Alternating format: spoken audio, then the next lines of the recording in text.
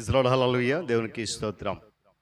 ప్రభు పరిశుద్ధ గణనామానికి మహిమ కలుగును గాక. క్రీస్తునందు ప్రియులారా, దేవుడు తన మహాకృపను బట్టి మరొక నూతన ఉదయ కాలంలో వేకువనే రీతిగా ఆయన పాద సముఖంలో ఉండి ఆయన నామాన్ని స్తుతించి ఆరాధించి గణపరిచే చక్కటి ధన్యకరమైన సమయాన్ని మనకు అనుగ్రహించారు. అందును బట్టి ఆయన ఉన్నతమైన పరిశుద్ధ నామమునకి మహిమ ఘనత ప్రభావం కలుగును గాక.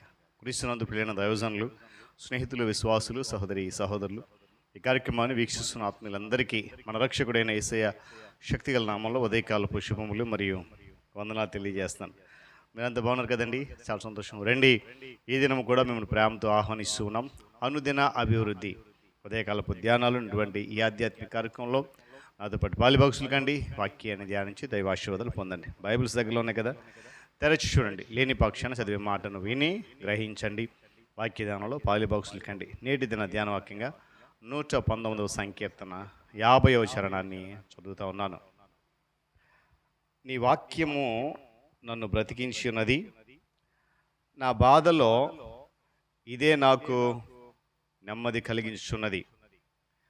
దేవుడు తన పరిశుద్ధ లేఖన మాటను మన కొరకు దీవించును గాక. తలలోంచి కన్ను మూసుకుందాం. ప్రార్థన.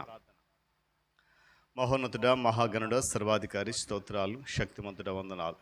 నీ ఉచితమైన అపారమైన కృపా ప్రేమలతో నడిపిస్తున్నావు ఆధ్యాత్మిక కార్యక్రమాన్ని. అనుదినము నీ కృప చేత బలపరుస్తూ అనేకులను ఆత్మీయంగా బలపరుస్తున్నందుకు స్తోత్రాలు. ఈ దినం కూడా నడిపించి బలపరిచి వాక్యం ద్వారా స్తుతిపరచండి. యేసు నామమున ప్రార్థన అడుగుతున్నాను తండ్రి, ఆమేన్. చాలా సంతోషపడ్డారా? చదవన్న మాట మనందరికీ చాలా చాలా చాలా సుపరిచితం. బహుశా నేను అనుకుంటున్నాను కంఠద వాక్యం కదా, రైట్. అయితే ఇక్కడ చాలా శ్రేష్టమైన మాట ఏంటంటే, దేవుని వాక్యము ప్రతి మనిషిని కూడా బ్రతికిస్తుంది. అంతేకాకుండా బాధలలో ప్రశాంతతను అనేది ఇస్తుంది. ఈ లోకంలో బహుశా నేను అనుకుంటాను, ఎంతమంది బంధు బలగం ఉన్నా, జనమున్నా, ధనమున్నా, విస్తారమైన ఆస్తిపాస్తులు ఉన్నా, వెండి బంగారం ఉన్నా, ఇవేవి బహుశా మనకు బాధ కలిగినప్పుడు ఎటువంటి ప్రశాంతత ఇవ్వలేము. అవునా కదా? నమ్మిన స్తోత్రం చెప్పండి. హల్లెలూయా.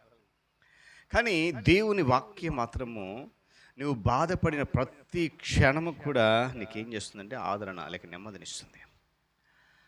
సర్వసాధారణంగా కొంతమంది జీవితాల్లో ఆదరణ ఉంటుంది కానీ బాధలు ఉండవు. మరికొందరు జీవితంలో ఆదరణ ఉండదు, బాధలు మాత్రమే ఉంటాయి. విశ్వాసులుగా పిలువబడే వారికి మాత్రం రెండు ఉంటాయి. బాధలు ఉంటాయి, ఆదరణ కూడా ఉంటుంది.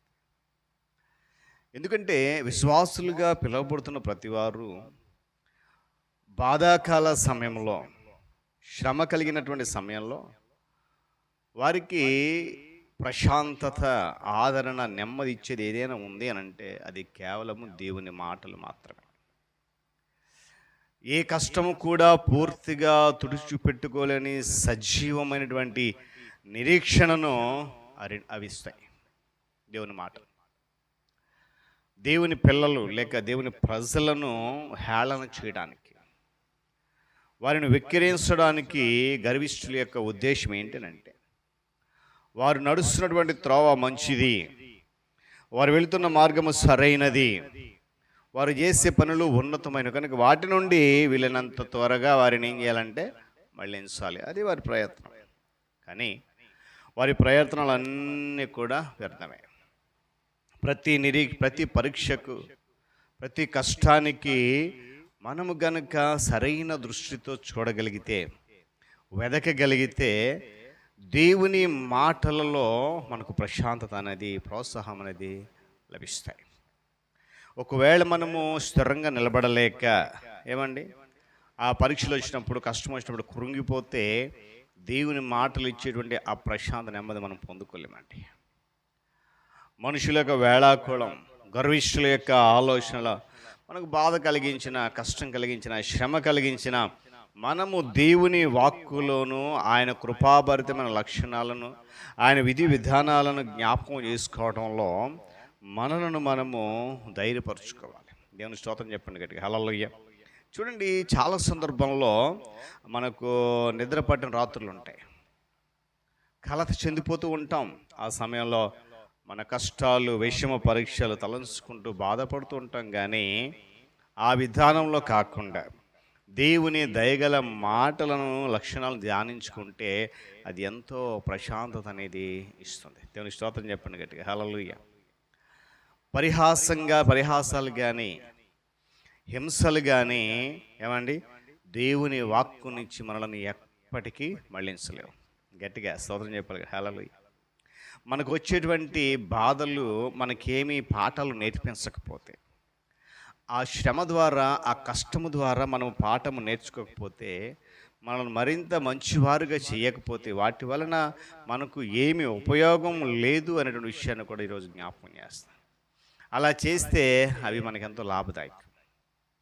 పిల్లరా, మనము క్రీస్తులో ఉన్నటువంటి విశ్వాసులం కాబట్టి మన మీదకి నిందలు వచ్చినప్పుడు, హేళన వచ్చినప్పుడు, అవమానాలు వచ్చినప్పుడు, కష్టం వచ్చినప్పుడు ఇది నిజం.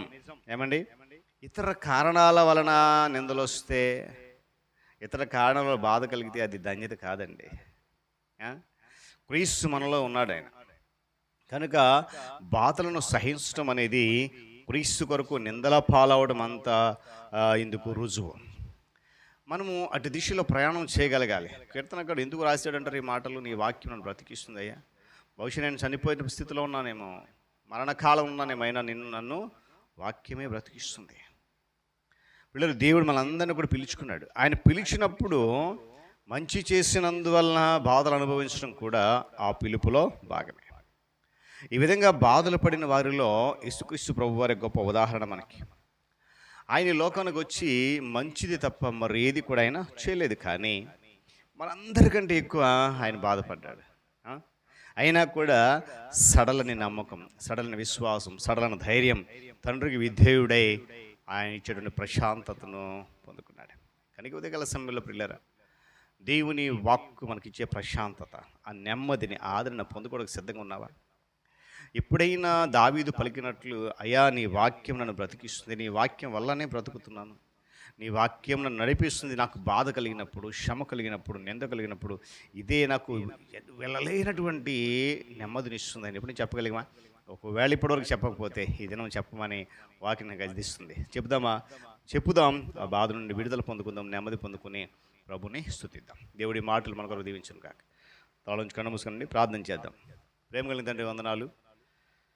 మరొక నూతన దినముల రీతిగా నీ మాటలలో ఉన్న విలువైన శ్రేష్టమైనటువంటి ధన్యత ఏంటి అనేది మేము గ్రహించగలిగాం.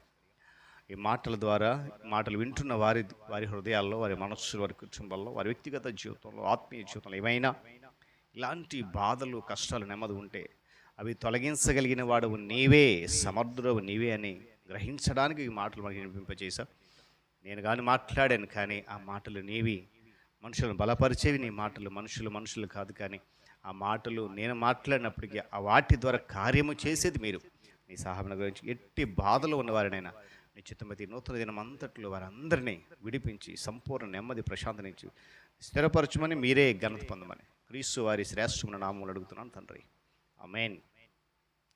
త్రియేక దేవుని దీవెన, ఆయన సన్నిధి కాపుదల సదాకాలం మనందరికీ తోడేడు నడిపించును గాక, ఆమేన్.